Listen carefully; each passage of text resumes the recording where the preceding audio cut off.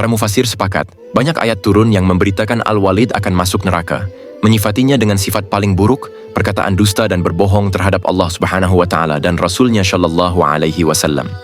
Dan ayat-ayat yang disepakati para mufassir mengenai Al-Walid yang menyoroti si Taghut keras kepala ini dengan sifat yang menandakan lambang kejelekan yang bergelimang dosa dalam kepribadian orang zalim adalah firman Allah Subhanahu wa Ta'ala dalam surat Al-Muddatsir. Biarkanlah aku bertindak terhadap orang yang aku telah menciptakannya sendirian, dan aku jadikan baginya harta benda yang banyak dan anak-anak yang selalu bersama dia, dan kulapangkan baginya rizki dan kekuasaan dengan selapang-lapangnya. Kemudian dia ingin sekali supaya aku menambahnya. Sekali-kali tidak akan aku tambah, karena sesungguhnya dia menentang ayat-ayat kami, Al-Quran. Aku akan membebaninya mendaki pendakian yang memayahkan. Sesungguhnya dia telah memikirkan dan menetapkan apa yang ditetapkannya. Maka celakalah dia. Bagaimana dia menetapkan? Kemudian celakalah dia bagaimanakah dia menetapkan? Kemudian dia memikirkan. Sesudah itu dia bermasam muka dan merengut. Kemudian dia berpaling dari kebenaran dan menyombongkan diri. Lalu dia berkata, Al-Quran ini tidak lain hanyalah sihir yang dipelajari dari orang-orang dahulu. Ini tidak lain hanyalah perkataan manusia. Aku akan memasukkannya ke dalam neraka Sakar. Tahukah kamu apakah neraka Sakar itu? Sakar itu tidak meninggalkan dan tidak membiarkan. Maksudnya, apa yang dilemparkan ke dalam neraka itu diazabnya sampai binasa. Kemudian dikembalikannya seperti semula untuk diazab kembali. Neraka Sakar adalah pembakar kulit manusia, dan di atasnya ada 19 malaikat penjaga.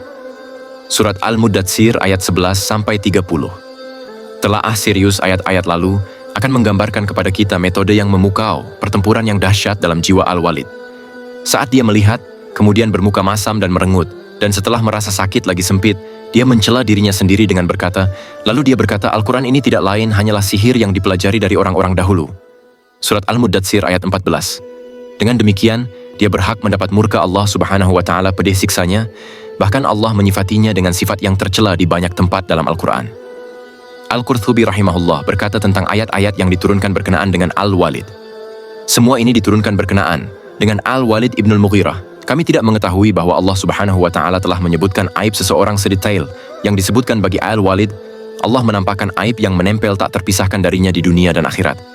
Demikianlah, apakah harta dan anak Al-Walid memberi manfaat baginya? Yaitu di hari harta dan anak-anak laki-laki tidak berguna, kecuali orang-orang menghadap Allah dengan hati yang bersih.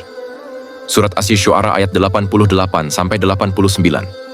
Al-Walid berhak menerima imbalan yang setimpal lagi adil dari Allah Subhanahu wa Ta'ala, yakni neraka. Dan Rabbmu tidak menganiaya seorang jua pun. Surat Al-Kahfi ayat 49. Maha benar Allah lagi yang Maha Agung.